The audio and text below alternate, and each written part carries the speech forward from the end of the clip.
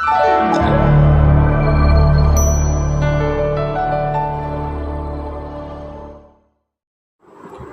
باللہ من الشیطان الرجیم، بسم اللہ الرحمن الرحیم۔ سامعین گرامی،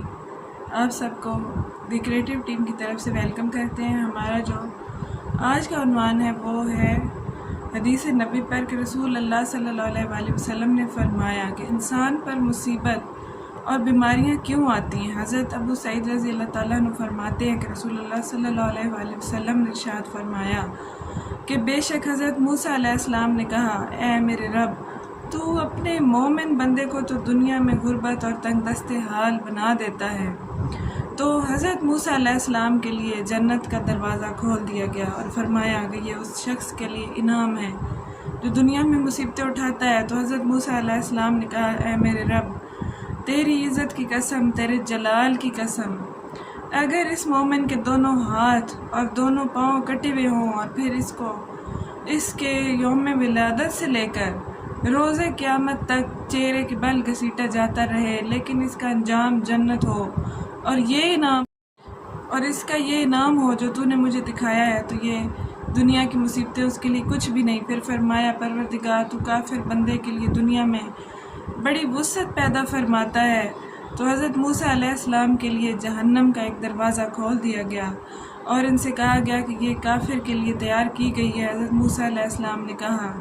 اے میرے رب، تیری عزت اور جلال کی قسم ہے، اگر اس کو اس یوم کی تخلیق سے روز قیامت تک پوری دنیا بھی دے دی جائے تو بھی وہ سمجھے گا کہ مجھے کچھ نہیں عطا ہوا، جس کے بدلے اس کو دوزخ ملنی ہے۔ حضرت عامر علیہ السلام نے فرمایا، رسول اللہ صلی اللہ علیہ وسلم نے فرمایا، امراض اور ان کا ثواب کا ذکر کرتے ہوئے فرمایا، جب کوئی مومن بیماری میں لاحق ہوتا ہے پھر اللہ تعالیٰ اسے عافیت اور صحت عطا فرما دیتا ہے تو وہ مرض اس کے سابقہ گناہوں کا کفارہ بن جاتا ہے اور مستقبل کے بارے میں واعظ و نصیحت بن جاتی ہے۔ اور جب منافق بیمار ہوتا ہے تو اس کی مانند اس اونٹ کی مانند ہے جس کو اس کے مالک نے کچھ روز باندھ کر رکھا اور پھر آزاد کر دیا، اور اسے یہ بھی تک معلوم نہیں کہ مجھے میرے مالک نے کیوں باندھا اور کیوں چھوڑا، اور وہ ایک جاہل اور جو ہے اندھیرے اور جہالت کے گڑھوں میں ہی رہا۔ تو حضور پاک نے فرمایا کہ ایک شخص آیا تو اس نے کہا کہ مجھے نہیں معلوم کہ بیماری کیا ہوتی ہے۔ تو آپ نے فرمایا کہ کیا تم کبھی بیمار نہیں ہوئے؟ تو کہتا ہے کہ نہیں، میں کبھی بیمار نہیں ہوا۔ تو آپ نے فرمایا کہ آپ اٹھ جاؤ میرے پاس سے، تم ہم میں سے نہیں۔ فرمایا کہ جس شخص پر کوئی مصیبت نہیں آتی، کوئی بیماری نہیں آتی، تو سمجھ لیں کہ وہ اس کی آزمائش جو ہے وہ اگلے جہان کے لیے رکھ دی گئی ہے، اور جس نے حدیث پاک سنی اور اس نے آگے پہنچایا، رب تعالیٰ اس کی عافیت فرمائے اور اس کو اعلیٰ ترین کامیابیاں عطا فرمائے۔ پاک پروردگار دو عالم کا یہ نظام ہے کہ جو انبیاء پر سے جب راز اٹھا دیے گئے، جب ان کو حقائق دکھائے گئے کہ جب مومن ہے اس کا یہ انجام ہے، اس کے صبر کا یہ انجام ہے، اور اس کے لیے یہ جنت بنا دی گئی، بہشت کا دروازہ جب حضرت موسیٰ علیہ السلام کے سامنے کھولا گیا، ناظرین گرامی، تو کیا فرماتے ہیں کہ اگر یہ انعام ہے ایک ایسے شخص کے اوپر کہ جس نے دنیا میں تنگ دستی دیکھی یا بیماری دیکھی یا کوئی بھی پریشانی دیکھی اور وہ مصیبتیں اٹھاتا رہا، تو اس کا اگر یہ انعام ہے تو یوں سمجھے کہ اس نے دنیا میں کچھ بھی نہیں دیکھا اور اس کے بدلے میں اس نے بہت کچھ پایا۔ حدیث کا مفہوم یہ ہے،